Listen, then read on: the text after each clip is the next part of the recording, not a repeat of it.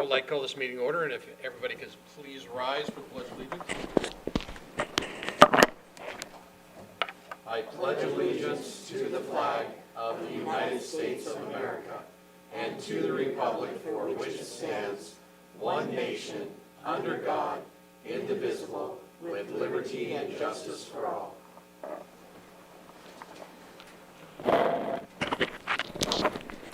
Do we have a roll call, please? Justin Rock, Here. Marianne Meisner, here. Breen Dudo, here. David Glabe, Here. Ricky Joe Hickey, here. Molly King, here. Denise Wheeler is absent excused. Is there any changes to the agenda this evening? I would like to add something to the agenda if necessary, and that is, I just wanted to let the council know, and I don't know if we want to discuss it later, that Grande Main Street downtown has offered Laura O'Brien, John's wife, a part-time position as their executive director. So I just wanted you guys to be aware, if you want to talk about it, if there's a conflict here or something.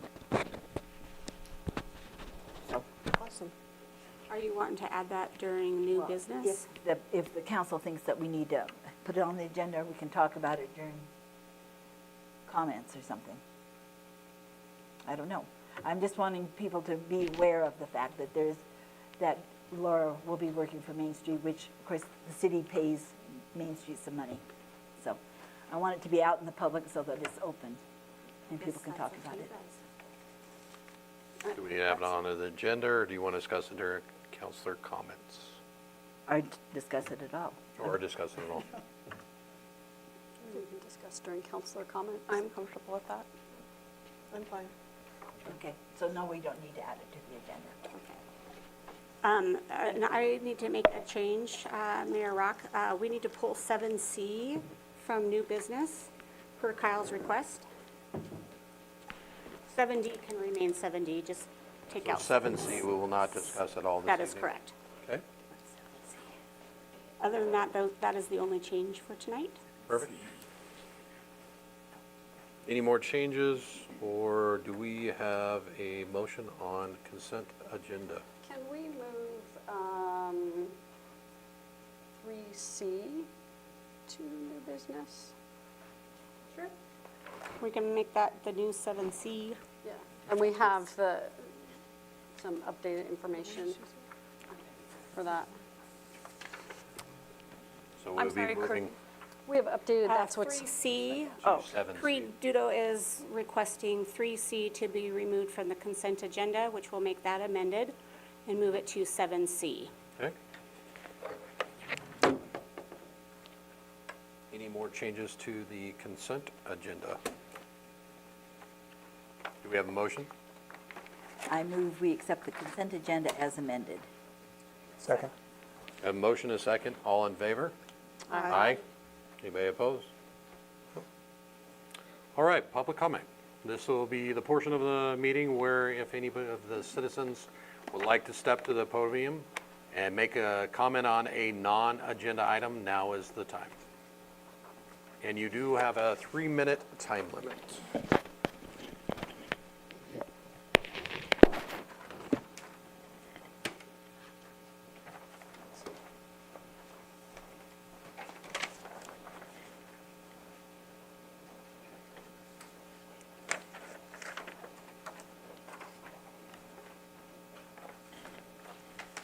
Thanks, Greg.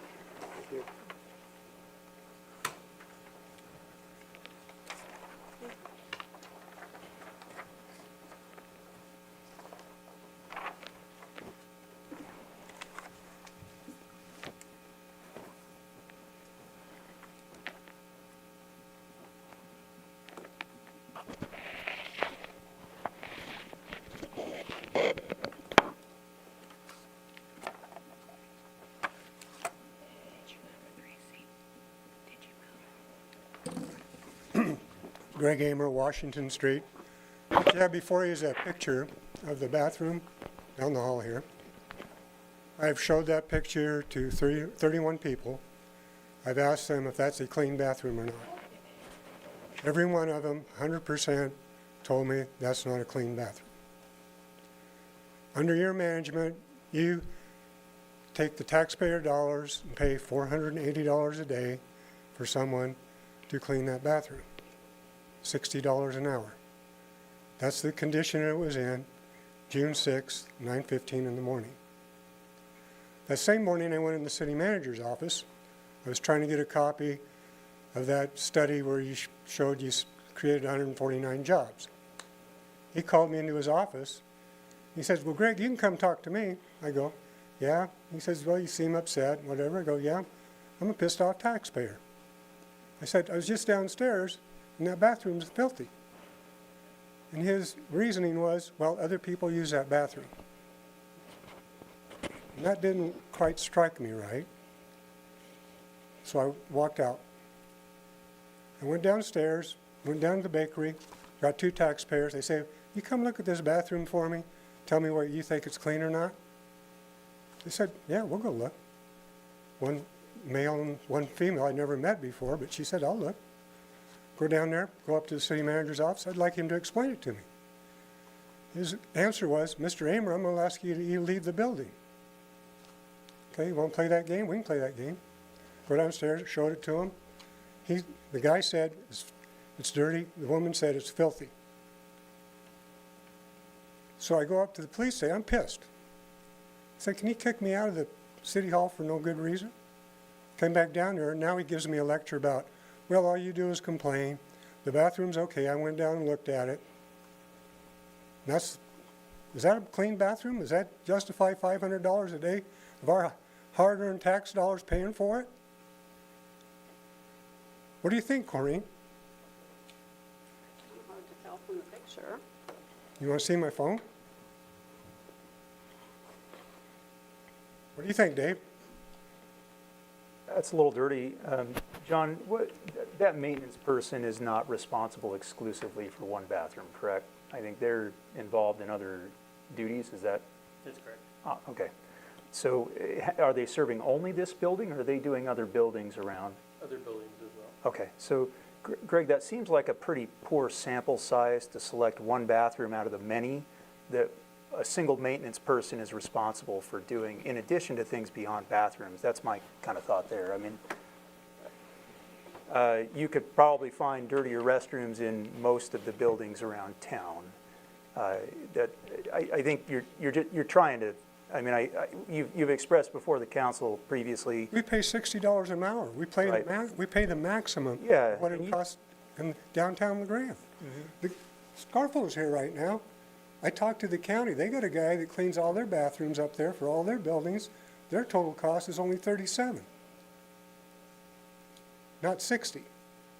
And you're telling us what a good deal we're getting? No, I think, I don't know if we're comparing apples to apples here, but it 3 minutes is up. yeah. So you don't care, I guess. I'm not saying I don't care. I'm saying that The message we is need more information than a photo of one corner of a single restroom Go there and to look. determine whether someone's doing a job or not, you know? We appreciate you bringing this to us, and your time has to end. Thank you. Would anybody else like to step up and speak to the podium on a non-agenda item? Good evening. I beat you. Please make sure you fill this sheet out before you get done. That'd be awesome. Oh, before I get done.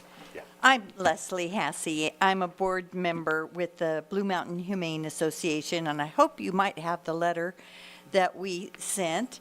And I want to thank you very much for helping the county in the contract with the animal shelter that helps support us. And you have continued that support, and we're very appreciative of that. What I'm here asking is if there is a chance that you might consider, instead of cash, maybe in lieu services to help us with our water and sewer cost. And, we're a nonprofit. We're all volunteer board members, and we're just trying to put the pieces together on our budget. And we were hoping you might be able to consider that utility support in lieu of, a cash, that cash help. So you've already given us a cash help in the contract that we've entered into with the county. It's a 3-year contract, and so we do appreciate that very much. And hopefully you could consider perhaps the water sewer help. How much in. is that? Well, I do have that number here. This year, we've spent over $1,300 in water and sewer. And for 2025, we spent $2,600. And for 2024, we spent $1,900. And that $1,900 appears to be just the basic commercial rate. It's what we paid then. And then in 2025, it went up to what the usage was, which goes up for us in the summer as we do more cleaning and so forth. So, yeah. Leslie, did you guys consider putting it into your contract originally when you renegotiated the contract that we pay you? Was that ever considered to be Well, added to I mean, that? that's a grand idea. I mean, the contract is done Right. now. But so I was just asking, did you ever consider putting it into that as part of the? Yeah, it'd be wonderful. We could. But it's 3 years now, I know. Yeah, yeah. So, Well, I know you guys are doing a great job out there.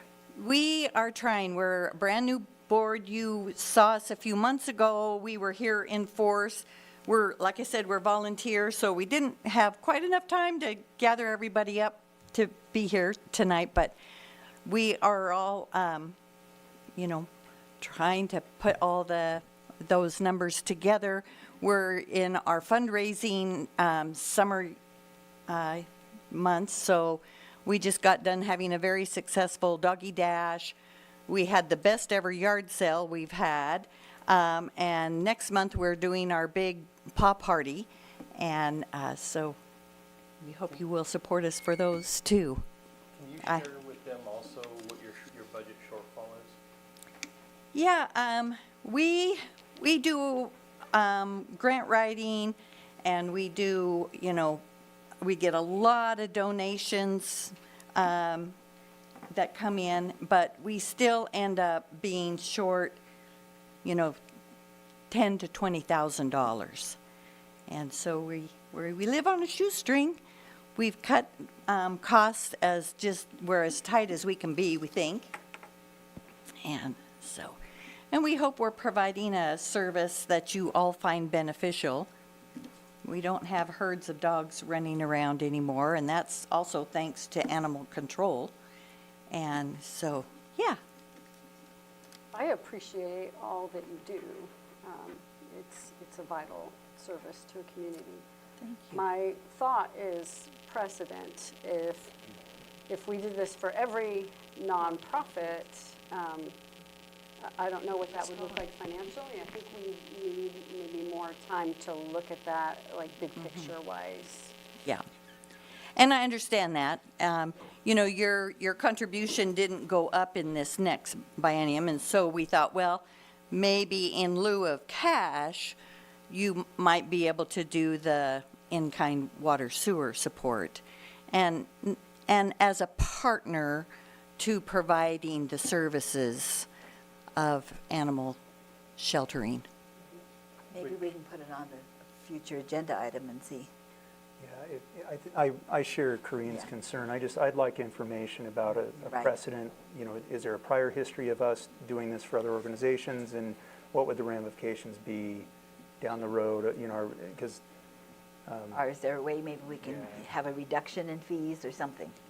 There's a list of things that we could Okay. potentially do. I think that what I will say is there's no precedent for us to have done it. We usually stand that if we do it for one, we're going to end up having to do it for more. Exactly.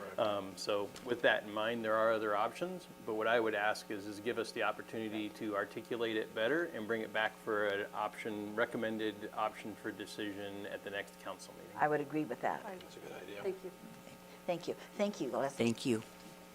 So that would be the first Wednesday in August, if you want to come back for that.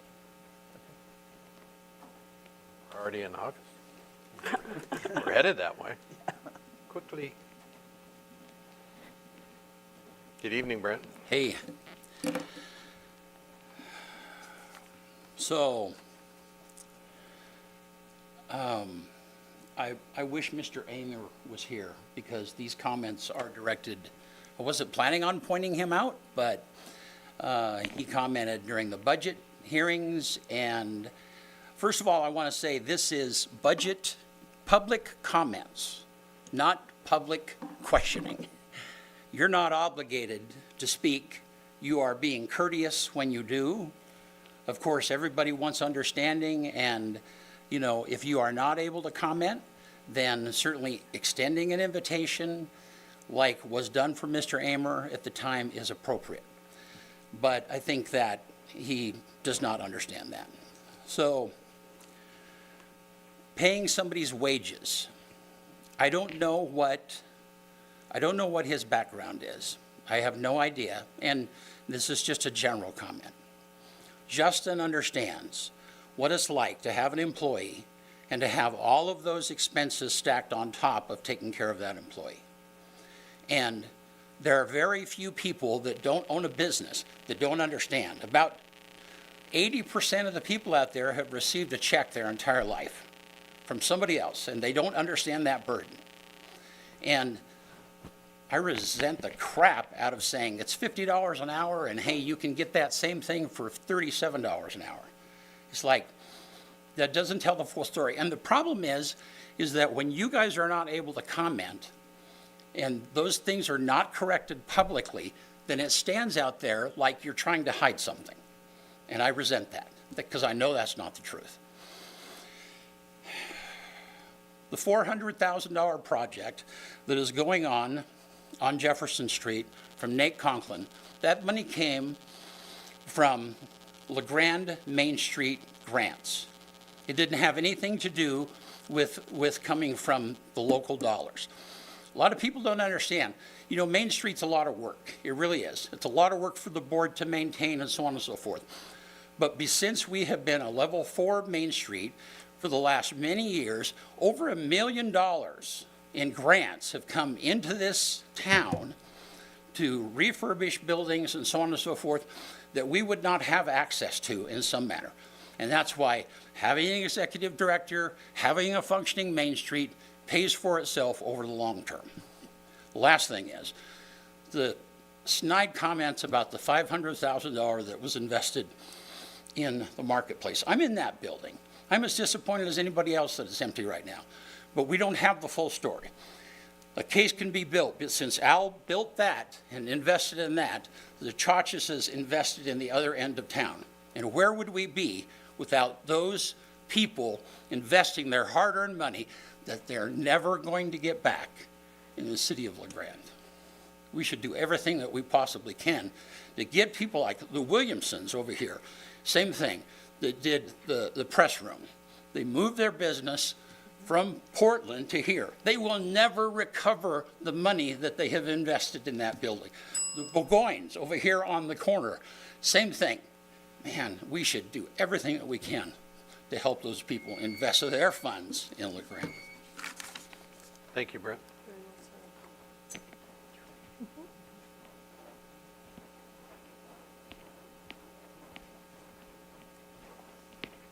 All right, I'm not here for a public comment, but what might be, for me, the most exciting part of this agenda tonight.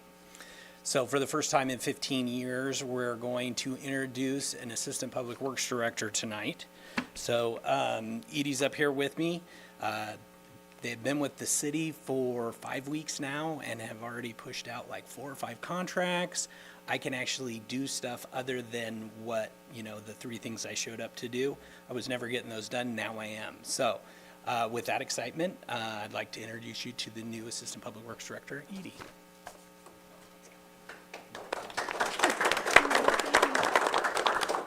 I just had a quick introduction here. I'm really excited to be here with the city and just wanted to kind of give you guys a quick introduction to myself. So my name is Edie Engelman. I use they, them pronouns, and I'm the city's new Assistant Public Works Director. My background is in consultant engineering as a licensed professional engineer, so we've got two at the city now. It's very exciting. And I've spent the last 5 years working on projects for rural communities across Washington, Idaho, Utah, and Oregon. I made the switch to public works because I wanted to work where I live and for my work to have a direct impact on my community. Since moving here to La Grande in 2021, I've been surrounded by great people, from local music groups to amazing community business partners to organizing outreach efforts in the school district. I have loved being a La Grande community member. So when the opportunity came up to become a city staff member and for my career and my background to benefit this community more directly, it was an opportunity that I couldn't pass up. So I'm looking forward to settling into this role and bringing my skills and experience forward to benefit the Public Works team and the city team as a whole. Counselors, I'm also looking forward to the opportunity to get to know each of you better. I invite you and anyone from the community, whether here in live attendance or watching online, to reach out to me with any questions for further introductions or to pick my brain on any topic relevant to public works, engineering, music, hobbies, general interests, you name it. Thank you for your time and for this opportunity to introduce myself. Welcome. Thank you. First weekend on the job, Edie came out to our two-hour sessions, roundtables at the library in regards to the Streets and Roads edition. So without even necessarily having an obligation to do so, Edie participated in it, and it was actually high value, at least from my perspective, was as well. So. All right. Is there any more public comment this evening? None? All right. Let's move into public hearings. So looks like,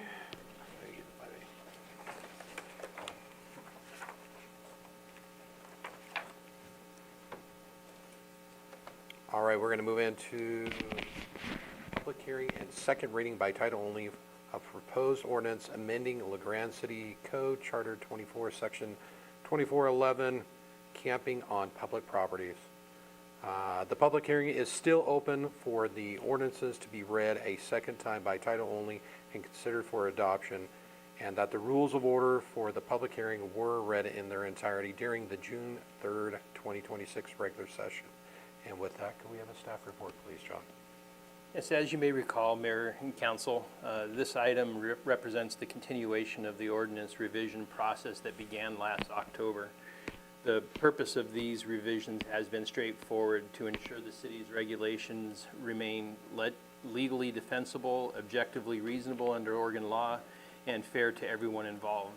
The proposed amendments provide clearer definitions, establish regulations regarding overnight sleeping in vehicles, identify limited exclusion areas where immediate enforcement is appropriate, and significantly strengthens due process by creating formal appeal rights, define timelines, and additional legal framework or safeguards. One additional note I'd like to bring into is that some of the staff, as we went from last month to this month, specifically Stu noted that we referred to a position in there as city administrator versus city manager. So as you consider approving this tonight, I would ask that if you approve the final reading of title, doesn't change the title in any way. If you approve the final reading of title, that you state that as amended, as opposed to as what you first saw.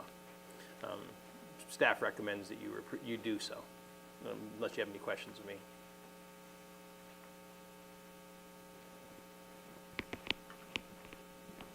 All right, no questions for staff. At this time, we will invite public testimony, favor, opposition, or neutral on this matter.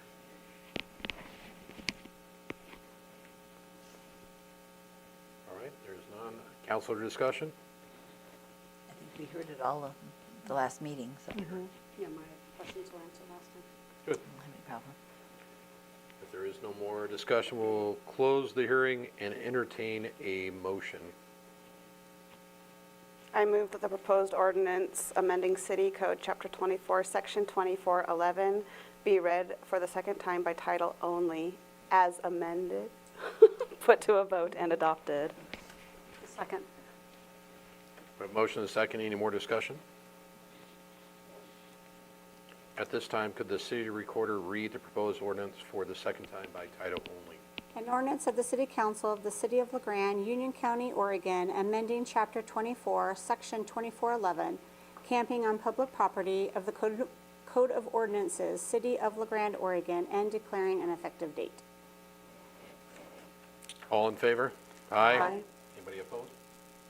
Perfect.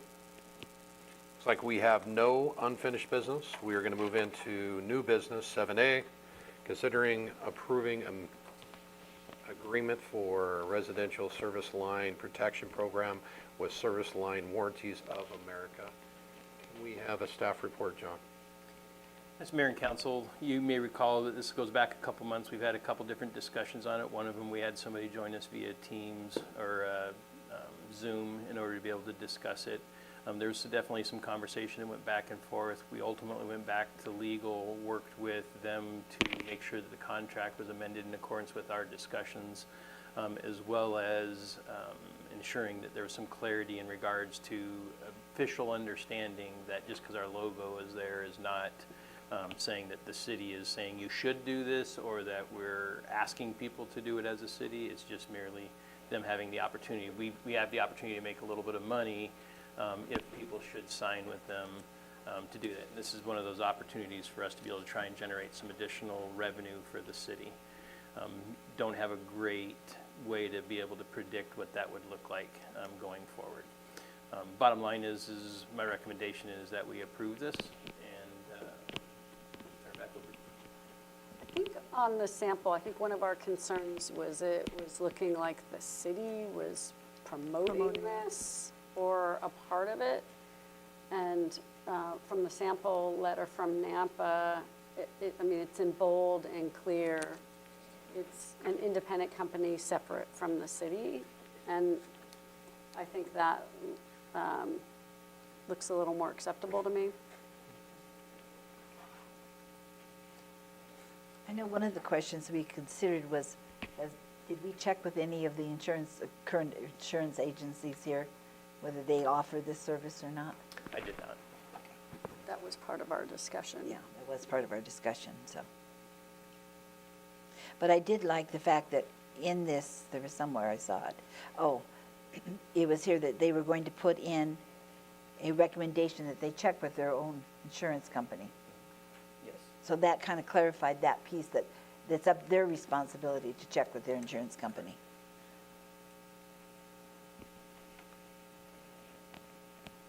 And it looks like we have the option to put in language that we want to make sure that it's explained that it is not a city. That we're not endorsing it, we're just, Correct. okay. We have a lot of freedom of movement to make it the way that we want it before we put it out on the street. And we can put things in bold and everything. Yes. Because it still kind of goes against my grain, but I can understand it. I don't know how much we will receive from it, but It's a pretty small amount though, isn't Yeah. it, John? It's $525 per month, and then we get what? 2%, 5%? It's, oh, I'm sorry. it was more than that, wasn't I'm it? not remembering. What I can say is their projection was that it would generate approximately $830,000 annually. You're right, we get a chunk of that, but it's not going to be that. Do you know what percentage it was? I believe it was 5%. That's, okay, I thought it was more than 2. 10 in Exhibit A. But that was that would be for the one insurance. Because don't they have 2 of them? They have one for the sewer too, which was $8.99, or no, it was more than that. What was it? That was the water line. Percentage is still the same, yeah. Right, the percentage is the same, but. On the explanation, it says the city may opt into a 10% revenue share. Well, that says opt into. Yeah, I saw that too, and I wasn't sure, was it 10% in there? Yeah, it is 10%. If you look at Exhibit A, it'll explain. My only reason why I brought that comment up is if it is going to create any more work for our staff, is it really worth Yeah. that small amount to create more work for the people that are already doing enough? What I can say is that the fear of the work is real, and it occurring. It's difficult to say whether or not it will in fact happen. Anytime we're instituting something new, it certainly has that surge. What I can say, what my opinion is that we have to work through hard stuff in order to get to something better. And this is an opportunity for us to have multiple streams. And even though, yes, it's not going to be a lot, I don't think as we're pursuing the various different things that we're pursuing for revenue generating for the city, that we're going to find a big whale. That we just need to be willing to look for multiple streams, and this is one of those.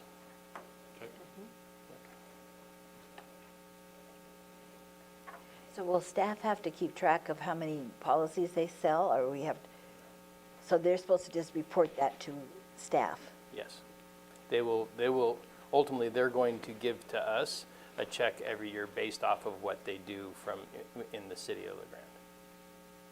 But what's the check and balance of that? I don't have, it's an honor system. Okay. I just don't love the use of the city logo. I know, I that's think my it's confusing. I wonder what their response would be if we said, hey, we're on board with this, but we're not comfortable with you using the city logo. If they just say, absolutely not, no way. I understand why they want to use it. It helps them to market it. It gives them legitimacy.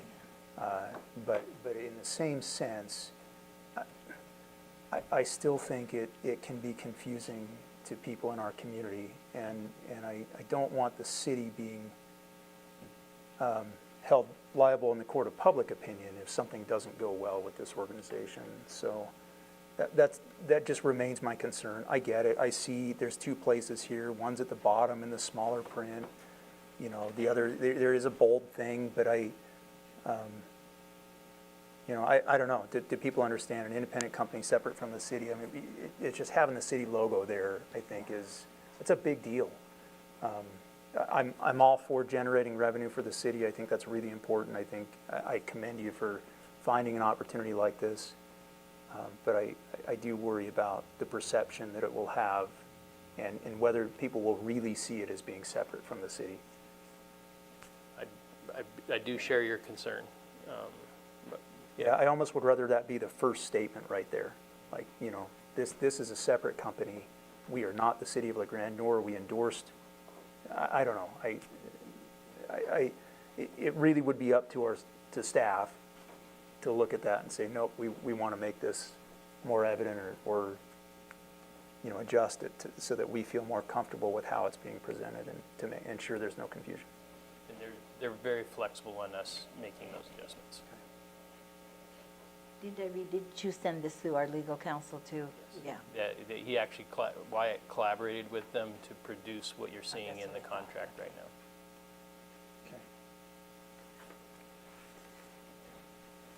Okay. I kind of agree with Dave. The logo is what bothers me. But that's ultimately what's getting the money, right? Like, if we don't put the logo on it, we don't have the opportunity to get the money. Then they're just doing business like anybody else, and we're using our mail distribution to help them do that.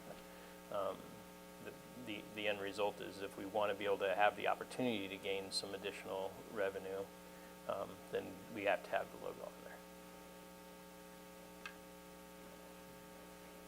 Because we can't do that with anybody else that offers them the coverage.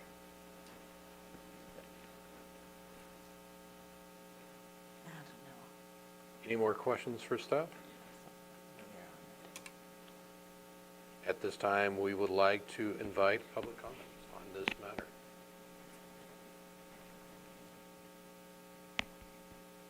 None? Council discussion? I'm really torn between this. I understand what you're saying about the revenue, but it really bothers me about the logo on there.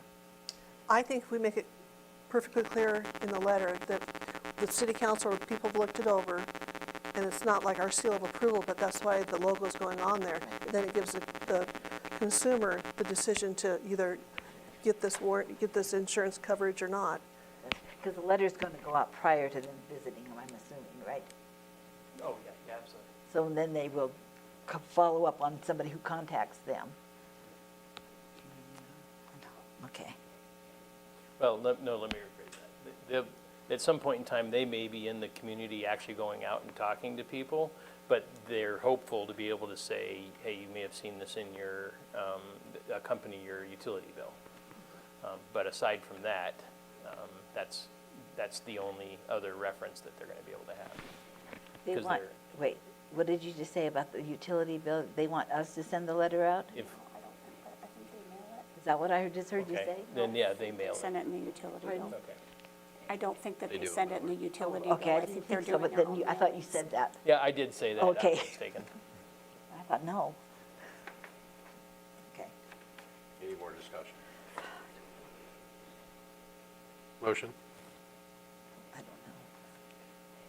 I move that we approve the agreement with the Service Line Warranties of America and authorize the city manager to execute and sign the agreement as presented or amended. Yes, that's presented. What? It can't be both. Oh, as presented. Second. We have a motion and a second. Any more discussion before we vote? All in favor? Aye. Anybody opposed? I'm not sure. I'm neutral. You want to be neutral? No, I You don't want want to to be be, the middle person? no, I don't want to Okay. do that because it's not our job to be, we need to be yes or no on this, I know.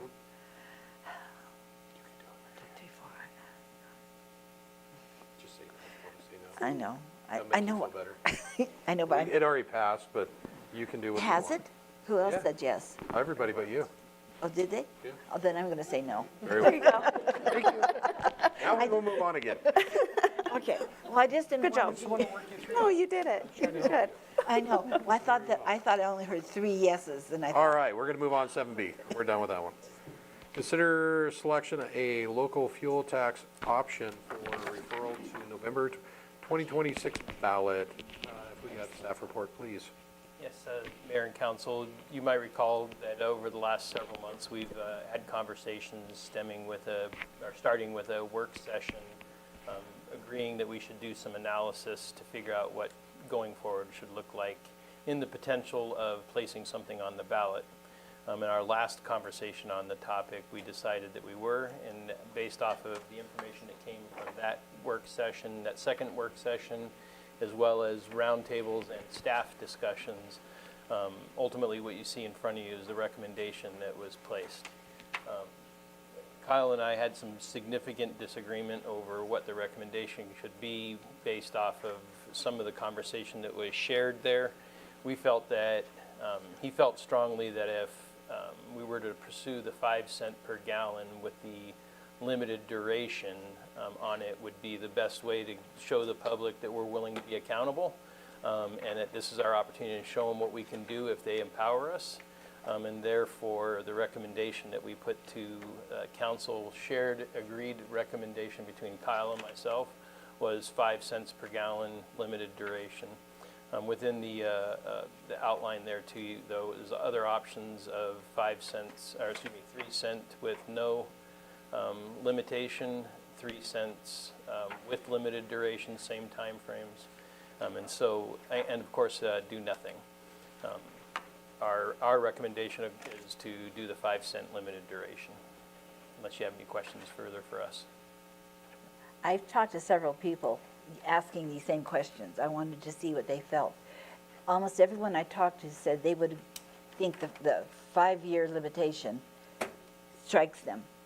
But they would also want to know on the ballot, hopefully, that it will explain how much that would cost them, roughly, that explanation. Because they thought 5 cents, 3 cents, it's only 2 cents more. 5 years, they like that. That's A what cutoff attracted date. them, is the 5 years. We've received a lot of questions too that was, they wanted, a lot of people have a confusion between the difference between the state tax and ours, and they want to know that what they pay is going directly to our streets. And most people, when they're hearing it's going to go right to our streets, are indicating positive, at least of the ones we're talking to. And I don't want to represent or suggest that we've even gotten to 10% of the community. What I can say is of the sample that we've spoke to, even I think I shared with the council a couple of days ago a letter we received on the topic.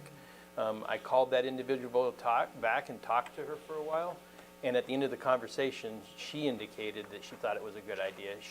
She acknowledged on her own, she just she was actually upset that we're not doing a better job informing the community. And when I explained to her all the things that we're doing to try to and where our limitations are, she basically was like, I'm so sorry. And so bottom line is we'll continue to try and educate. We'll continue to do the best that we can. Early indications are that at least people, when they're informed on it, are in fact feeling like, especially with the 5-year limitation, is our opportunity to say, hold us accountable by taking it away if we don't show you that this is worth your investment. That was kind of the comments that I received when I asked people. So, I think we really need it. Our roads obviously need a boost, and this is a way to do it. I'm not sure that the community can afford the 5 cent. You know, there's a lot of people living kind of on the edge financially, and so I'm not sure. I'm comfortable with a 3 cent. I don't know if I'm comfortable with a 5 cent. I think the original discussion was a 3 cent tax in perpetuity, and I remain in support of that. I think our costs of paving roads are not going down. They're only going to go up, and so, you know, it's going to be like the ARPA funds. We're going to have a little boost, and then it's over. And the battle that it's going to take to get that done every 5 years, just to try to maintain then that fund. I mean, we're so far behind in our ability to pave the roads. I think a 3 cent in perpetuity is a great place to start, and you know, see what goes from there. But so that's why I think I would rather see one it's done in perpetuity and lock it in than to have it you know, replenished. I try to do a little research. I mean, it looks like you know, Portland has a 10 cent a gallon gas tax. I think they review theirs every 4 years or something like that. Most of the larger cities, I think it's like 13% or something, the cities throughout the state of Oregon have a local gas tax. So I mean, the reality is that we can't afford to maintain our roads at current levels. So I think it's important to consider that as a long-term fix rather than a short-term one. My concern with that is that the difference between success and failure is whether or not we have it as a limited duration versus if we say it's indefinite and they have to get it vote to get it repealed in some way. I feel like we'll end up right where the state ended up in this last May vote. So I thank you for allowing me to contribute to the conversation. If success in getting money coming in and being able to build trust with the community is what we can do by showing them that, hey, by giving us this is what we can do. And then when we reach that point in time in the future, we have the conversation again with everything you just said, where we say, see, now we've shown you we can do it, give it to us indefinitely. And then we put it to vote again at that time. But I think we owe them to prove them that we're going to do what we say we're going to do. that's the response I got from the people that I talked with. To have a duration. Have the cut-off, duration to yes. say, okay, after 5 years, you prove that you Right. spent this money, this is what you got accomplished. I'm willing to go on because there's other roads that need Correct. fixing. So that's how, I will say too that the difference in money that we would have coming in at the 5 cents versus the 3 cents, the erosion of infrastructure over time, like you said, has been more expensive. In order to get it back to normal is going to be expensive. I think that there's a chance that there'd be a good argument that in the future what we continue is at a lower cost than what we do now. This is just meant to get us over the hump to solve the problem initially, and it gives us 5 years to do a good job of making that happen. 5 cent does put us in the upper end of other local gas taxes in the state. I think most others are 1 cent to 3 cent. You know, Portland being the Our exception to problems that. are real. Right, I get it. I do feel like with the ARPA funds, I notice that with that boost to the ARPA funds, the roads are noticeably better. There's still work to do, but we hit it hard last summer and did a great job, and people noticed. So we do have a a fairly good track record for people who are watching. So as mayor, I'm going to stay very neutral on this, and I think it's going to be up to the citizens if we get it. And that's all. I'm going to kind of stay out of this one. But we've got to make a decision as to Yeah, what we we do. put on. No, the I ballot. understand. Yeah, I understand that. right. And ultimately, it's going to be up to the citizens if they go 3 or 5, so. It is. Do you want me to- Well, we No, have no. to put something up, and it's Or, yay or nay. you know what I mean? What I need from you is guidance of which you want me to put on the ballot. Right. Are we 3 or in 5? council I would- discussion, or are we still in staff report? We're still in staff reports. That's what I We're thought. not making a Sorry. motion yet because it Okay. needs to go out to the citizens for what I public thought. comment. So if we have no more questions, we'll move this on, Okay. and then we will get back to council discussion. At public comments, is there any citizen that would like to speak on this matter? None? Council discussions? I'd like to Motion. see it stay at 3 cents. Motion. I move that the city council select the 5-cent per gallon local fuel tax for a 5-year sunset provision, Which is option 3 on our. option 3, right, which is option 3. Pardon? I don't think I have to say the rest of that, because that's, or do I have to say the rest? I would suggest saying it because it talks about the general election. Oh, okay, I'm sorry. As the city prefers option, for placement before voters at the November 2026 general election, and direct staff to prepare the necessary ballot measure and support documents for council consideration. We have a motion, do we have a second? I'll second. Do we have a motion and a second, any more discussion?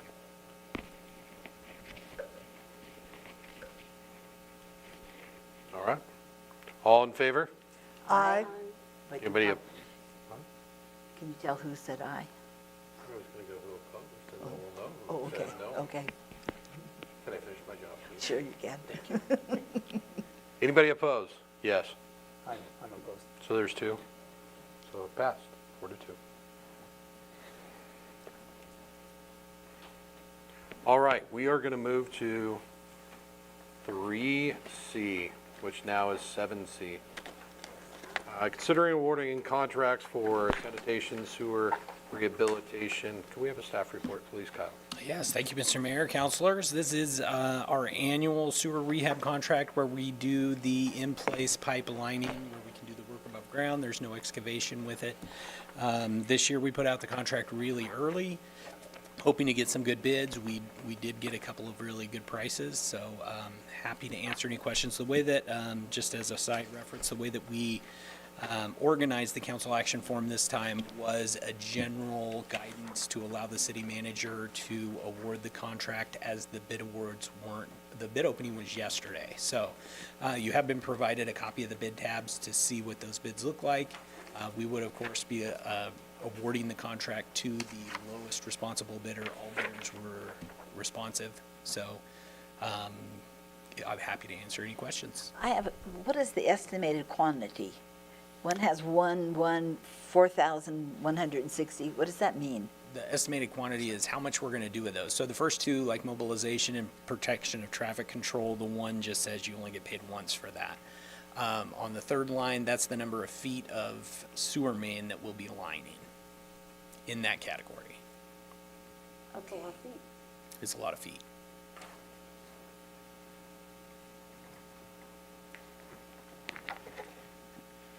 In this process, they go in our existing sewer lines and put the liner in. Yeah, they use compressed air to push the liner through the main, then they cure it. The low bidder utilizes a resin sock, which uses steam to cure the resin as it expands against the pipe, creating a new surface on the inside of the pipe, and then they send a little car with a router on it and cut in everybody's service line so that everybody's sewage still goes away from their house. And they have a new life expectancy with a line pipe for about 50 years. 50, you said? 50. Wow. Yeah. So has this company did that for us in the Yeah. past, or? These guys used to have a different name, but they've been in town multiple times. Very good company to work for. This is With Vortex that we're looking at. Vortex, correct. I'm just surprised to see such a discrepancy. Yeah. They left a I mean, lot of we money on the usually table. see a closer run than that. That's Yeah. almost, that's what, a 40% discrepancy on the high to low end or something like that. Yes. I mean, things like the removal, $3 from one and 22 from the other. It seems like such a wide spread there. I think sometimes you'll see a bidder discrepancy based on bidders who have worked with us in the past and are familiar with what type of work we're asking for. So some bidders will give you a higher number if there's a level of uncertainty in what they're coming into. I think we also took advantage of having a contractor who was very motivated, so we were fortunate to have a contractor who was very motivated. And are some of them from farther away and have to, Yeah, Vortex Bring is the out of workers in. Montana. I think Iron Horse is over in Bend. There's quite a few of them from around the area. I'm unhappy we're getting a good price on it. but- Yes, we're looking for more work. Yeah. Okay. Any more questions for staff? thanks, I just wanted to have this Thank you, Kyle. discussion, that's why I pulled it. No problem. To have it open. No problem, thanks. Do we have anybody that would like to comment on this matter this evening? Counselor discussion? Actually looks like a decent price for Yeah.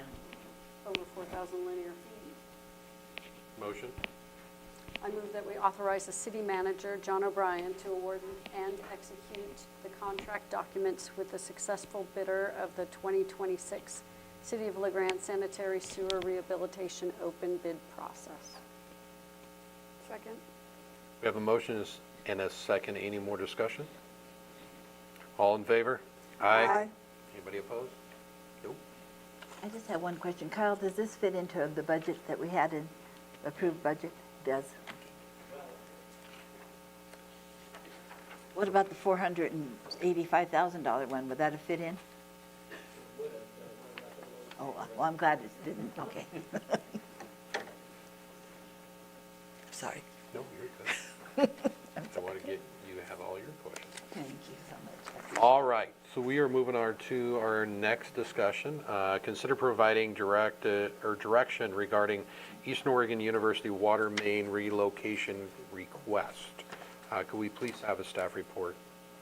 Mayor and Council, you might recall that the last month we had a work session where we met with EOU, Dr. Ryan and team to discuss, we had the intent to get together and discuss on several things, but the topic that rose to the need for us to spend the most energy on was in regards to this water main that runs through their ballpark up at EOU. At the time, the estimates that we had were running close to $300,000 in order to be able to get that work done. The amount of money that EOU was able to commit to the effort was $175,000, and so they were asking for us to partner with them in regards to that solution. Through the conversation that day, we learned that there was opportunity for us to be able to discuss alternate routing options of the movement of the main. As a result of that, we got together with Angie Weisenfluh and had some great conversation that I think resulted in us being able to find an alternate route that we feel very confident is going to result in less than the $175,000 that they were intending to pledge. And Kyle has indicated to me that he's very committed to helping make sure that we will keep it below that amount. And so at this stage, our recommended event there is that we continue forward with that route and partnership. They did indicate to me that they were good with that recommendation, but they were also very happy with option number 2, if you would be willing to consider that, which was basically going back to the original plan. Unless you have any questions on that. And they are here with us tonight. They are able to talk if you'd like to. We have a map, but what was the alternate route? Because the proposed was to Kyle, could you go speak right to through that? the field. I'm not that fancy. I got paper. All right, alternate route. So if you picture in your head, softball field, baseball field, there's basically three main lines that are problems with the project. Two are primary problems. One is just not convenient. So there's a 12-inch main line that runs directly underneath the softball field, would run through the baseball field, turfed infield, through the outfield, and then connects with another 12-inch main that runs north and south that would run along the warning track and a little bit into center field, and then extend north and run underneath the track and field track. The other one is a 6-inch main that runs in between the baseball field and the softball field. So the original proposal is to take off on the west side of the softball field and head south to C Avenue, follow C Avenue around to where the forestry building is, go out around the baseball field and reattach in between the baseball field and the track. The new proposal is completely eliminate that 12-inch main, which is the problem. The 12-inch main that runs east-west underneath both fields is the primary problem. So we'd follow the same path where it would head down to C Avenue. It would head east toward Bernie Park at the forestry building. We'd attach it to the existing 12-inch main that will still run under the warning track and center field of the baseball field. And we'd eliminate the 6-inch main that runs between them. So effectively, we're not having to replace the 12-inch main that runs north and south. It cuts the project by roughly a third. So savings brought it down from the original estimate to roughly around the 175. I guess I'd like to know why the university still prefers the other option, if this is a viable alternative. Well, I mean, having a water main underneath the baseball field is not ideal per se. The university also has intent in the future of turfing the outfield, at which time that 12-inch main we probably won't want under the turfed outfield. This alternative provides us the opportunity to provide service to EOU, same as we would with any of our other ratepayers, and we can deal with the north-south line when it comes to the day of where we have to move it out because the turf is going to be extended out. Okay. Do we know what a timeline, a projected timeline on that is? I don't know if they have a projected timeline on that as of yet. The desire was to have it done by November, right? Well, the desire was to have it done by November? Oh, no, the timeline for the turfing outfield Oh, of the baseball. okay, gotcha, I'm sorry. Yeah, no timeline as of today that I know of. All right. Any more questions for staff? At this time, we would like to invite public comments.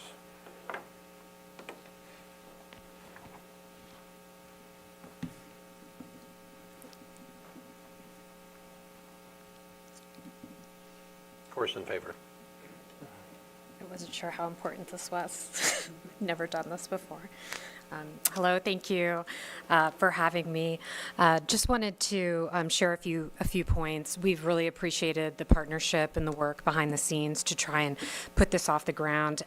As I shared in the last time I met with you, every investment that EOU makes flows back into the community. This project in particular has direct impacts on the citizens of La Grande. First, in the money flowing to contractors and suppliers. Second, the recruitment of individuals to Oregon, both as faculty, staff, and students. And please understand, this is a region with declining demographics of youth. We're a powerful organization in our ability to recruit people to come live and stay and shop here. This field will increase the number of hospitality services that this community provides through the hosting of games. I met with George Mendoza today, and we talked of the endless possibilities to bring more people to La Grande as a result of these investments. And then, as you'll see all summer long, as I mentioned last time I was here, EOU provides so many services in this community. Among them is the hosting of youth sports camps, and they're occurring right now on our campus. EOU is a non-for-profit. We have exactly $175,000 to invest in this. This is not going to be a world-class baseball field at the start. We are hoping to to invest more in the future. We do need some help to get this off the ground. We've greatly appreciated the partnership. We would like to avoid future conflicts that come from this project. Thank you. Thank you. I have to extend the same nicety that she gave. Their team's amazing to work with, so I appreciate them very much. Any more public comment?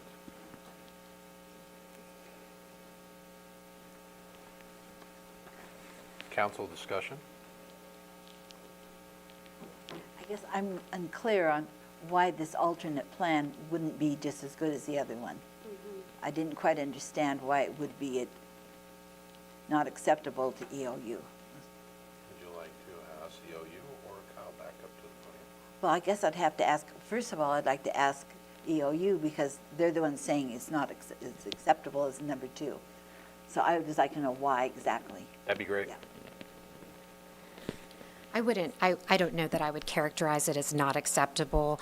Again, we really greatly appreciate the partnership. I think our concern, and again, we wouldn't like walk out of here with like a brimstone, and you know what I mean? Right. But you know, it's just we're concerned about future conflicts, right? If something were to occur with this existing water main, you know, what's going to happen as we are investing in these fields and the usage of these fields? We would prefer not to have future disruptions, but again, we are not going to come in with pitchforks over this issue. Okay.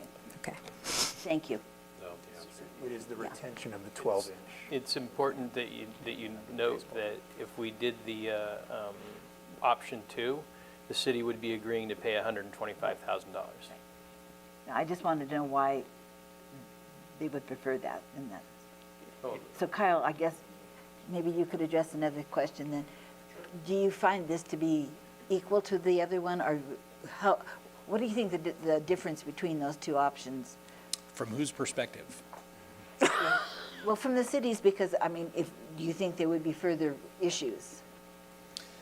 We've never had problems with that main line. That main line's been in for 30 years.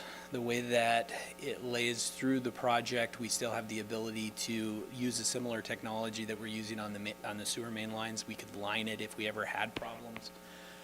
If it did rupture, so from EOU's perspective, it's not ideal because you don't want a 12-inch water main running underneath your baseball field, because if it does rupture, it's going to blow out the warning track or possibly center field. Those instances would be covered by our insurance. We would have to pay for the repair of the field, but there would be a loss of time. You know, is the repair going to be as good as it was originally? I would be fully on board that it's not going to be under there when they put the turf in. EOU's turf is very expensive and it is built very well. So when it gets to that day, then we're going to work on a way to get it out of there. I think the only reason this works for this phase of the project is because it's a warning track and a turf or a grass outfield where we can do the repair. So from our perspective, it's not ideal for us. I mean, our 12-inch main line will end up approximately 8 to 10 feet below ground, which is not good for a water main from the perspective of if we ever have to maintain it. I think the only positives we have is that we have 2 spots on each end where we can line it if we are running into problems, so we don't have to dig up a field. And we have options to, you know, the design that was provided by EOU also provides another option for if things go drastically wrong, we have a way to repair it because their option is a viable option for the future. Okay, thank you. And this doesn't make it more difficult if we needed to move that other line in the future, right? That's what I'm wondering. It does not. Okay. That's what I So it doesn't So- close off their option, it just takes advantage of an existing main in place. Great, yeah. Thank you. Yep. That's all I have. Thank you, Kyle.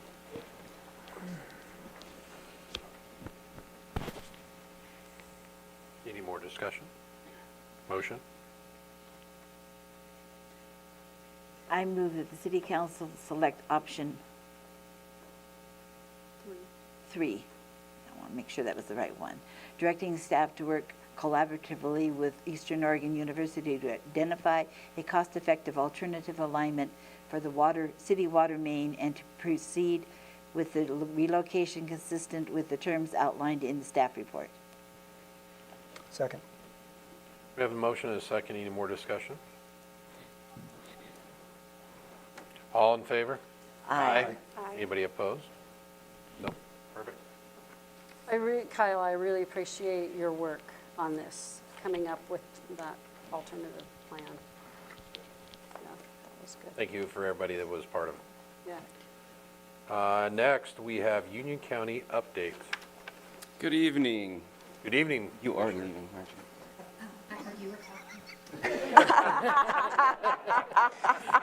Oh my gosh. Opened yourself up for that one. I heard her say it too. That's why I was like, she really did it. Oh my gosh. I kind of deserve that a little bit. Okay, well, welcome to fiscal year 26-27. I could say honestly right now, no department head in the county is over budget. I didn't strike too well, but okay. So, fairgrounds update. I don't know if you guys saw social media or not. We actually laid some pavement. Woohoo. Yes, it looks fantastic. I shared it on my Facebook page, so take a look, please. So now that the ground is even, I could maybe start giving out some tours and showing off what we've done out there. It's amazing. Super excited. And the other thing I wanted. Is it functional? Nope. Not yet. We still have to go across I-84. Oh, that's easy. Yeah, So is it gonna be piece of open cake. for the fair? We're going to have a meeting next week, and we'll be discussing timeline. And as of right now, yes-ish.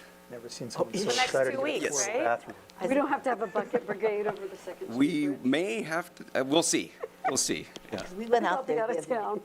It just looks so amazing. I'm just super happy with everything that's going When I on. went out there last week, and my husband and I, it was all this dirt piled up all over, and I thought, how are they going to get this done by the fair time? Becker Construction is amazing, and the work they're doing out there they do a great job. They really do.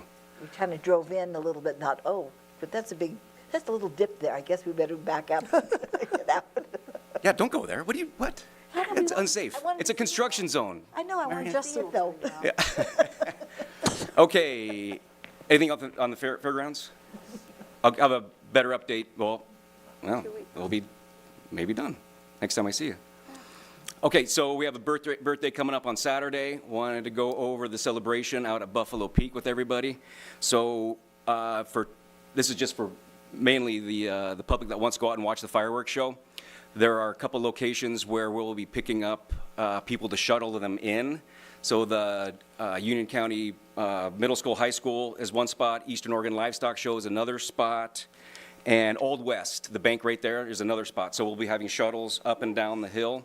We're going to try to reserve the parking lot for people that ADA have a tough time getting around for them. We also have Community Connections is going to do a shuttle from here in LeGrand at the Senior Center. We have 2 buses going, 12-person passenger buses, 6:30 first come, first serve, take you to Union and back. Do not know when the back will be, but just want to let everyone know that if you do want to go and you don't want to drive all out to Union, please be at the Senior Center before 6:30 to hopefully get a spot on the buses. And then hope you get back. PM.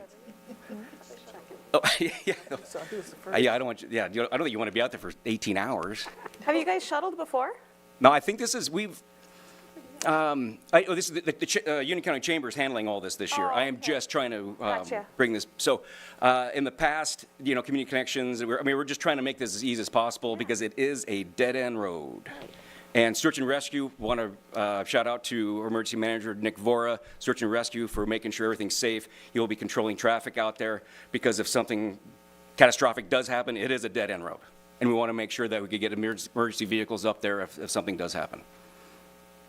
I want to thank our fire department and everybody that's going to be handling all the fires. And I know it's fireworks, and I'm really happy that it rained last weekend because the county just declared a drought. It always happens. It always happens, but I'm glad for the rain. That was nice. That was nice. But everyone be safe, and happy birthday, America. Can you say what birthday it is? 250. No, can you say the semi? The what? Wait, like in Greek? What? Yeah, yeah. Oh, oh no, I know. Okay. The Roman numerals. Yeah, practice it. Get it by Saturday. All right, I'll give it a shot. All right. Any questions? All right. Thank you, everybody. Appreciate it. Staff comments. Good evening, Chief. Mayor, council, city manager, guests, staff, professional partners, community members. So I just wanted to, I'll talk fast to protect your time. So I just wanted to give an overview of June, a little bit that we dealt with. We had 2,889 total calls for service that came into our dispatch center. One thing I want to mention about that number, like we had a fire in Perry a couple of weeks ago. That call alone generated 26 911 calls, but that only counts one on this. So for the 2,889, our dispatchers are actually fielding a lot more than that. LaGrande Police Department, our police officers responded to 1,179 calls for service. I know last month I shared May's stats. From May to June, it increased 8%. So things are not in the trajectory that we want them to be, but in all things, hopefully it'll stabilize soon. So we did have, I just picked a random day again in June. It was June 17th, which was a Wednesday. Most of our calls were between 12 a.m. and 7 a.m. Or excuse me, that was the quietest time. The busiest time was 8 a.m. to 10 p.m. So our day shift is capturing all the calls for service. On this particular day, we had 2 child abuse, 1 DUI, 2 harassment, 2 deceased person investigations, 1 motor vehicle accident, 2 burglary alarms, 1 fight in progress, 3 domestic violence calls, 4 trespass calls, 1 littering, 1 disorderly conduct, 4 mental health crisis calls, 1 alcohol poisoning, 1 fire hazard, 1 found property, and 1 runaway juvenile, and then a sprinkling of some other stuff. So we're busy. For June, the most notable was, you probably seen our press release, we had a major crime call out. This was for an infant death investigation, and I can't get into too much in the weeds in that. I will tell you that we activated the major crime team because the infant is 3 months old, had a skull fracture and a broken left arm and bruising all over its body. So this was a LaGrande case. However, investigations like this, Oregon State Police stepped up huge for us. They provided us 18 investigators. Wow. And I'm going to formally recognize them. I'm working on something special for them as individual investigators, but also as the Oregon State Police as a professional partner as well. So I can't say enough about them. Now for a staffing report before Mary Ann asks. So dispatch, I will say that we're fully staffed. Post the budget hearings, we collaborated with the city manager and with my communications manager, Rhonda, and we did a freeze on 1 position that was vacant in dispatch to help alleviate some general fund pressures so that the fiscal transformation initiative has a chance to launch, and we're doing our part to help that. So, having said that, we are fully staffed in dispatch at this moment, and they are functioning and doing well. Police, not as happy. We currently have 2 vacancies. We did have, prior to this morning, 2 candidates in the hiring process. We had to disqualify 1, so we only have 1 candidate that's moving forward in the hiring process right now. We have 2 of our best officers that just applied for Umatilla Tribal Police. Chances are they're going to get hired. So I'm going to lose 2 more, which hurts us a lot because they're really good officers and we're not in a position to lose more staff, but we will get by and we will manage. And then we do have 2 police officers that graduated the academy last week, and so they're in training, but they have 3 more months of training before they can cover a shift solo. So we're making some headway, but at times it feels like it's 1 step forward, 2 steps back. But we're remaining positive, and our morale is still good within the operations division. And with that, if you have any questions for me, I'm glad to answer them. That's a lot. That's a lot. Yeah. Thank you. All right, thank you. Thank you.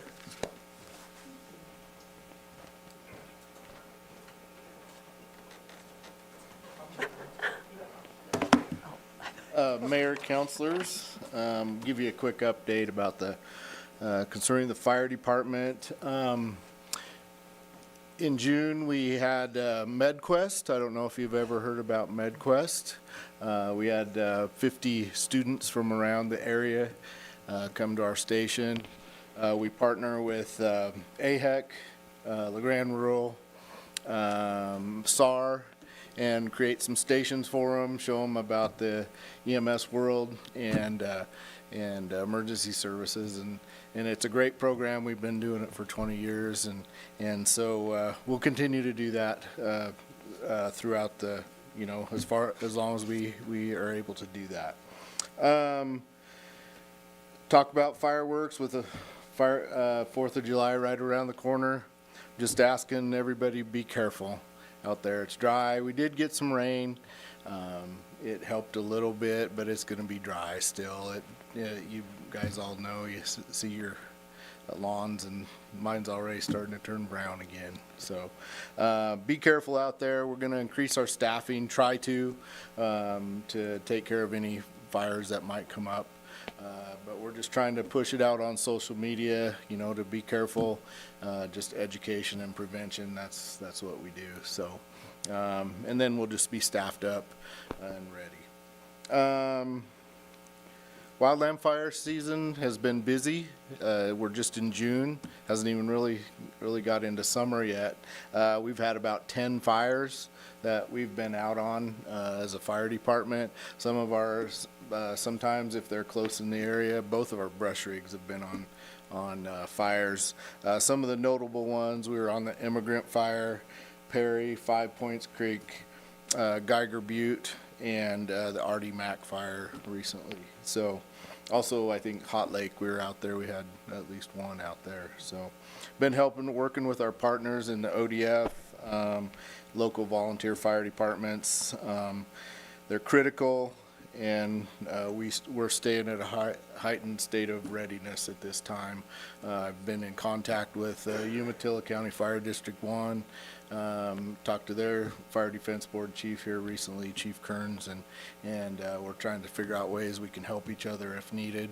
They're really dry over there, so, and windy. So our goal is to fight fires aggressively, and it gives us the best chance to protect lives and property when we do it aggressively. So we're gonna do that. To wrap up, we through January 1 to June 30th, we're up to 1,676 calls for service, which it's right up there. It's not our highest level we've been, but it's moving right up there. 1,248 EMS calls, 428 others. So it's been a busy year so far. It's only half the year. We've got and so we'll see what happens. I'm just proud of our firefighters and staff. They do continue to serve our community every day, and I'm proud of them. So with that, if you have any questions. All right. Thank you, Chief. Thank you. I guess I'll jump in. Mr. Mayor and Council, just a reminder that you have your next meeting will be on Monday, July 13th, 6 p.m. We decided to go ahead and print off the list there. That might be a little bit easier. You guys can take those home tonight. They will change on occasion. I try to update those every single month or when we add a work session. So just keep in mind that when we have like to be determined, it's a placeholder only. So if you're not hearing from me, we don't have a meeting. Just so you know. Anyway, so the July 13th, it'll be on the service fee discussion. So that's what we have up next. And that's all I have. I'm gonna do my best to fill all those TBDs up for you, though. Thank you. Good evening, council members. Just a brief update on some economic development activity. We have been busy this last week working on the upcoming economic development plan. I'm pleased to report that we actually were pleasantly surprised until we found out how much reading we had to do. Received 19 responses to our RFP. So that was really robust engagement from the consulting community. We met yesterday, narrowed that down to 3 finalists that we will be interviewing next Tuesday. And so I'm pretty optimistic. I think I was pleasantly surprised with both the quantity and the quality of most of our applications, and we pretty readily had 6 that really rose to the top, and then we're able to narrow that down to 3 that we'll interview.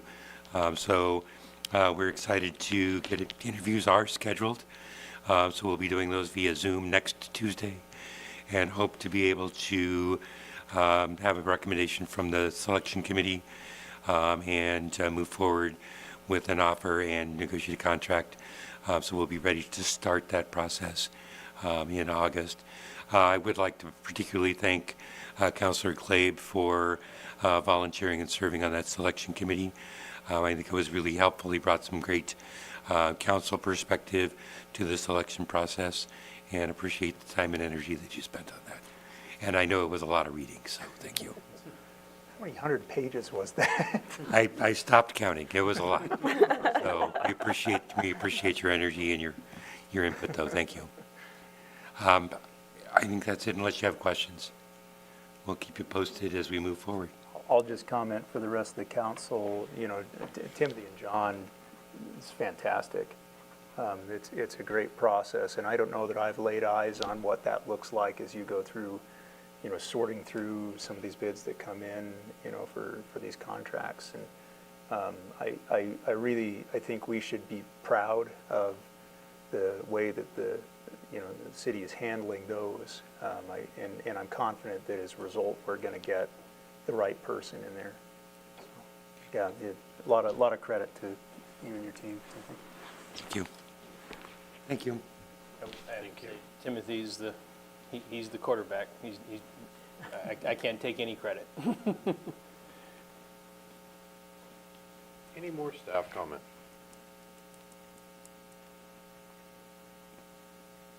City manager? Yes, thank you. Mayor and council, here with us this evening over against the wall. Tracy, would you stand up?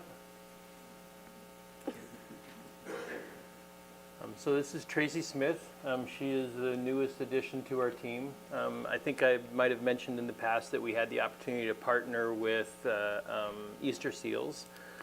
Through that collaboration, we ultimately identified Tracy Smith, and she's joining us, and she's going to be helping with some of the things that we had to cut in the budget. She's going to be able to help us with.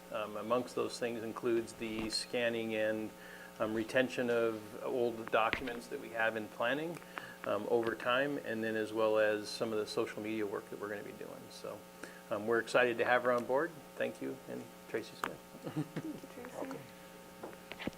Welcome.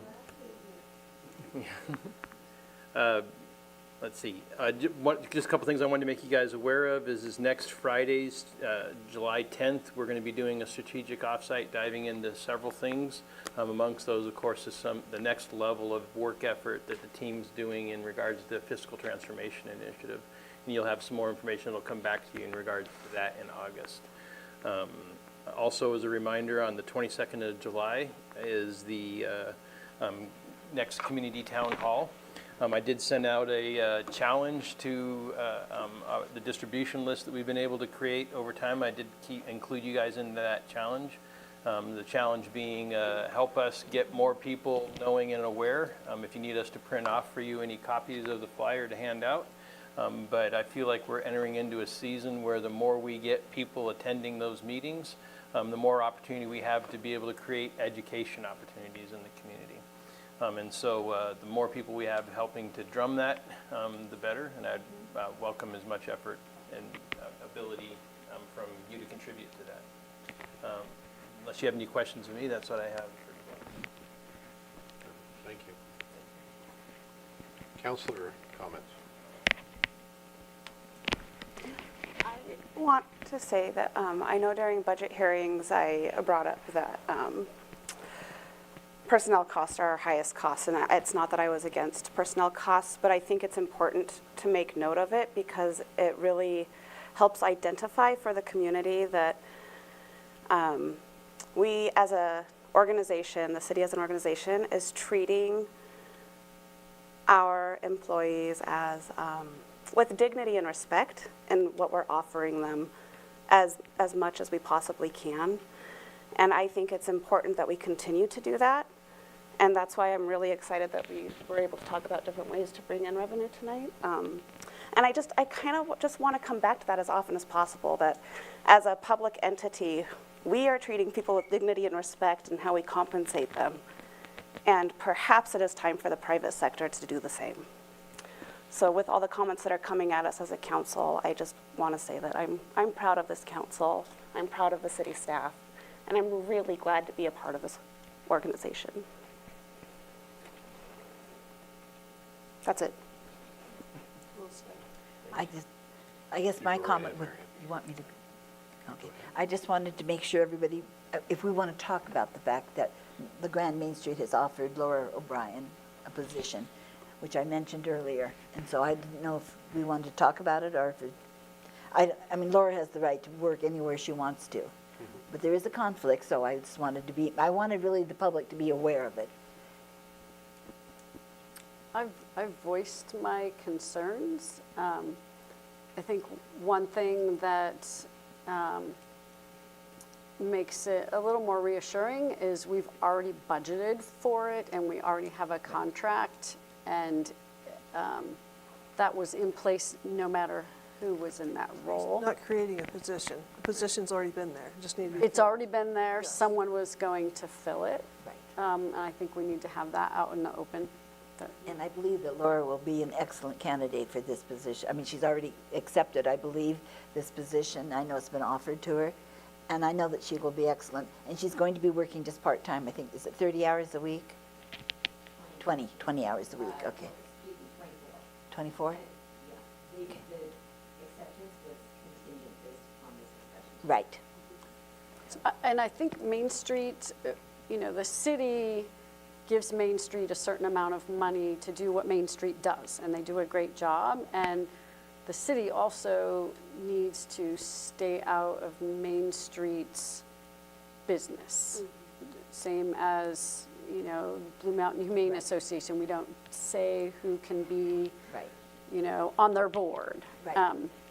So But I think just that's one really- way to look at it. Well, I agree with you, but I just wanted to bring it public so that people were aware of it. I think we need to have the public discussion so it's out there. So, I had a chance to visit with John a little bit, and I just, you know, I just wanted, you know, reassurance that, you know, because of the optics around having family members employed, that, you know, we understood that it was the selection process was not biased in any way, and that we were going to choose the best candidate. And Laura, I'm glad you're the best candidate. So I think that's fantastic, and I have no further concerns as long as we've had that reassurance that that was done appropriately. And It was John and I had a definitely. yeah, I'm confident that John's going to respect the, you know, the ethical boundaries around that. But you know, we've all had a chance to meet you, and I think, you know, you'll be a fantastic person to fill the position. So congratulations.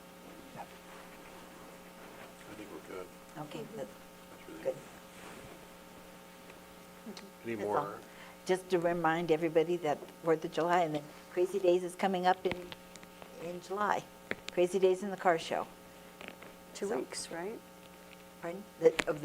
On the 18th of July. Yeah. It's a Saturday.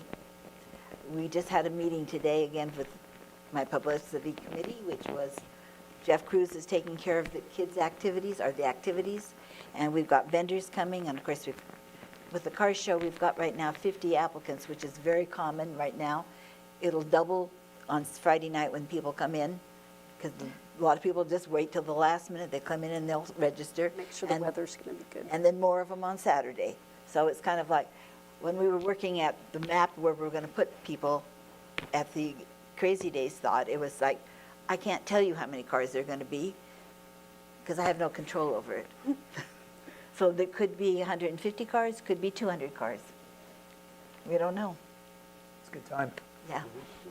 And John is going to be obviously judging not the mayor's, but the city manager's award. I'll be judging the mayor's award since he's not here. Thank you, Mary Ann. Yeah. Yeah, I know. You know, being mayor pro tem, I think I'll that's tell all. you, the late model, or late 60s model Mustang's a front runner already. Well, I always have a preference too. Yeah. So, so doesn't care what you want. I'm getting what I want. You're doing the judging. That's right. Any more comments? I had one comment, and this can just be food for thought. Our Fiscal Transformation Initiative meeting is scheduled for August 24th, which is still kind of summer. Is there any way we can kick that into September? We absolutely can. I'm going to be on a lake But I'm far in another state out of cell phone range, and I really would like to participate, and I, Yeah, but when in September, because we're going to be gone some in September. Right, but, The first week of August then? No, I'm kidding. yeah. So No problem, we'll move it to a date in September. is there one that now that you guys all have the list, there's September 14th and the 28th. 14th is not an option for me. Dave's out. I don't know when we're going to be gone.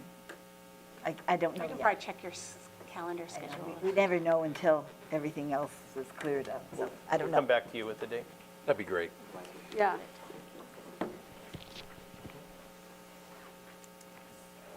Any more council? Perfect.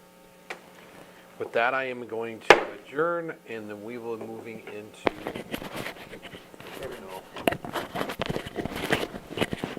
Brent, do we need a moment, or can we go right in? Look what I found on the floor. Is that it? Yeah. That's the button. Can we push it and see if it works? Sure. Got police here. He says you can just do the gavel when you're ready. Probably want to put this somewhere besides on the floor. I wonder if you accidentally kicked it off. Well, no, the other night it wasn't on there. No, it wasn't. It was, and I saw so that. I'm sitting here and I'm looking and I see something, I'm like, is that what? Because I filled a little hole. Leave it there and we'll check. You ready? Okay. What is it?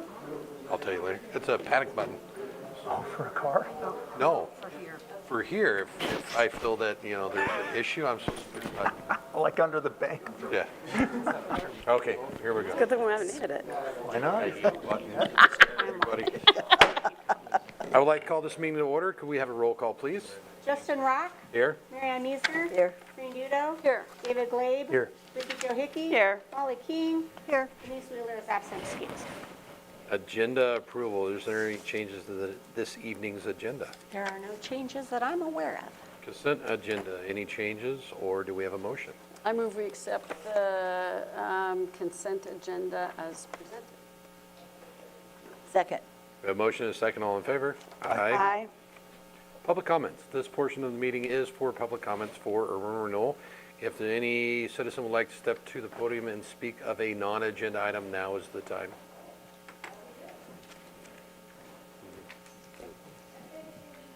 All right. There is none.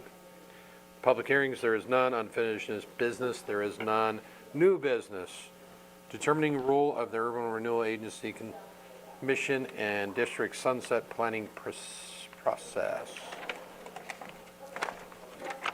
And with that, could we have a staff report, please? Thank you, Mr. Mayor.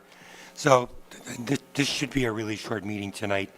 The big issue that we have is, as we are now under contract with our consultant to start the planning process for the Urban Renewal Sunset Plan, one of the questions that's come up has really been, I think we've been operating under the assumption that we would be moving forward with these as sort of joint work sessions, including the URAC in those key meetings with the consultant. Under the ordinance, the URAC is supposed to be that sort of outreach and public input kind of leg of the urban renewal program. And so what we realized is that we never really had that conversation. So the purpose tonight is really to just sort of reaffirm that is the course that we would like to go, and to get direction from council that this will be a joint agency and URAC work sessions as we look at these upcoming planning meetings with our consultant team. So I think that's really the crux of tonight's question. They absolutely need to be a part of that. Yep. So, Makes perfect sense. so I think that's That's the only question I have. The only other things that I would share on staff report is just in your packet. You did get a copy of the finally updated and completed statewide Oregon Tax Increment Finance Best Practices Guide. And so currently I only have access to the digital version, so you have that link. I am trying to get a printable version, so if there are council members who prefer to have a printed hard copy, those will be available. That guide will be really helpful as we start the process. It'll answer some of the questions about things that we can or can't do, or at least sort of what's the best recommended course of action with some of those questions. So that'll be a really good planning document for you to take some time. Not that I want to give Councilor Glabe any more reading, but that's a good one to kind of keep in your packet and available. And I see that it's password protected, so. Yes, the password is actually included. It is OEDA TIF Oh, I see. Okay. 2026. So we can use that and Yep. access. And is it like, 1,000 pages or? It's like 80 pages, so it's a pretty significant document. But more than we want to print. Yeah, so I'll have hard copies if you need them. I will find a way to provide a couple of hard copies if you need them, but it's pretty easy to reference online. And I don't expect most people, you'll need to read it page by page, but if there's a question about a specific use of funds, it's pretty well articulated in the contents. You should be able to find what you're looking for pretty quickly. And it helps that our consultant who's doing the planning process with us is a co-author of that publication, so she'll be able to add clarity if you have questions. So the last thing then in the staff report is just to please hold October 19th and January 4th. Those will be our two planning meetings with the consultant as we kind of go through this process. There will be a third public meeting with the consultant at the end of the process where we'll present a draft plan, but these are the two sort of really active working meetings. We will be working closely with the consultant at a staff level, probably corresponding with the agency throughout the process, collecting feedback and working through that process. But these two meetings will be the two sort of workhorse meetings where we'll need the agency to be present and engaged with the consultant. So with that, I think that's all I have for you this evening, unless you have questions. So I didn't remember, I know we talked about the urban renewal district, but I didn't remember a formal plan to, try to create a plan to sunset it. So this was part of the approved budget. So in our budget discussion, based on the retreat in January, we budgeted $20,000 to move forward with a plan for what that sunset would look like, so we can begin to strategically figure out highest and best use. So that was part of the urban renewal budget, and there was a line item in there that was adopted by the agency. Okay, yeah, maybe I misunderstood that. I mean, I guess, we talked about sunsetting, and, we had that discussion how many times? A lot of times. Yep. Seems like have a And we keep having it, and we really haven't answered it. So if this is more about just, hey, a strategic, how are we going to approach urban renewal? Maybe I'm perceiving it the wrong way when we talk about a sunset plan, but. So I think that the goal is really to recognizing that at our current expenditure rate, we're really looking at about a 2031 sort of maximum indebtedness, which would be the end of the urban renewal program. There's been a lot of question the last couple of years about should we pursue one big project and spend all the funds? Should we be strategically thinking about some transition from grants to loans to ensure a residual revenue stream post urban renewal? those kinds of questions. Every year when we do our retreat and when we do the budget, we have public comment about whether or not we're perceived as implementing what was originally in the plan. So this is an opportunity as part of this process. I believe you all received the scope of work for this plan at the last meeting. I will resend it just in case. So we'll look at reviewing the original urban renewal plan, evaluating not just the impact that we saw from the HCS report, but also, have we completed the goals and objectives in the plan? Are there things we want to make sure that we go back and they're still relevant, we want to complete them, and sort of prioritize how we really want to focus those final 4 or 5 years of expenditures. And that will give us some clarity in direction. Also, that more strategic discussion that we've had the last couple of years. Do we think about like loans versus grants?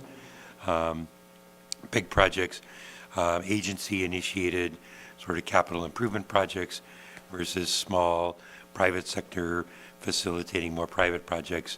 Those are all discussions that we should be having as part of this process. Does that kind of answer your question? Yeah, And I will. that sounds more like what I remember having. I think I got hung up on some of the wording used in this. So yeah, I just wanted to clarify what we're intending to accomplish in these meetings.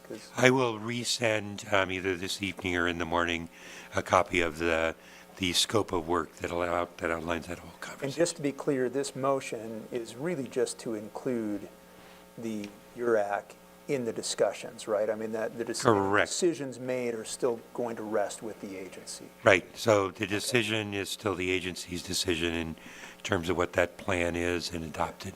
Okay. So the motion tonight is really to reaffirm that the agency will be participating in these 2 meetings, and engagement with the consultant will be as joint work sessions through the process. Yeah. Does that require a motion specifically, or can we just say we want to? I'm happy. I think we can proceed with just consensus. I just want to make sure as staff that I have affirmation that my thought was correct and that that's the direction of the agency. I was comfortable with consent. I think Timothy felt more comfortable with a motion. I can do a motion. I'm happy with I think since it's laid out, we might as well just, Let me finish. You want me to Right. continue with my, yeah, public comment. do it correctly and then? I'm not running you Yeah, public over, I'm comment's just- fine. I think they just. Any more questions Yeah, for me- staff then before I move on to the next session? Thank you. Thank you, Timothy. Public comments, is there anybody that would like to speak? No? Council discussion or agency discussion? I think we just Motion? make the motion. I move that the agency include the Urban Renewal Advisory Commission as an active partner in the Urban Renewal District Sunset Planning process, and to hold all consultant-led meetings as joint work sessions in both bodies. Second.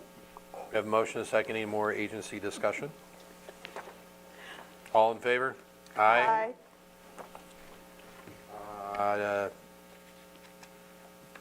I've lost my page, I'm sorry. You want mine? Nope, I'm good. I actually should be able to know it. District manager comments? Agency comments? I do. Go So right ahead. at the last meeting, I abstained from voting, and I wanted to know what it felt like to not be participating in the decisions. And at the time, I was like, I don't know. I just didn't do it, right? And it felt weird seeing zeros up on the screen for abstaining. But as I thought about it, I was like, that actually felt really, really good to know that as an agency over the last couple decades, but especially in the last couple years, we worked really hard to make the application process as simplified and clear as possible. And all of the proposals that came in were so easy to follow. And it was easy to say that I don't have to make a decision, and I would trust other people to do it. And I just wanted to share that because people had asked. So that's my response. It felt really good to not have to do it and know that other people could. You're fortunate you were in the early stage. That's what I hear. I'm really glad I wasn't. Right, Marianne? I thought that the process was the best it's ever been, for sure. And felt good about, I think it was last year we all went. Yeah, right. And I don't even know if I want to grant any of this money. And this year, the applications were complete and the projects were really good. And yeah, that felt pretty good. That's good work by the staff. Yeah. For Yeah. listening, to the feedback that I think we gave last time, and I would second your thoughts there, Craig. Any more agency discussion? It's the semi-quincentennial. Nice. Or CCL. Is it? CCL, I look for Roman numerals. Yeah, Ah, CC. I think so too, yep. Okay, so if you're in Roman numerals, yeah. I agree. Yeah, we're adjourned. Happy 4th of July.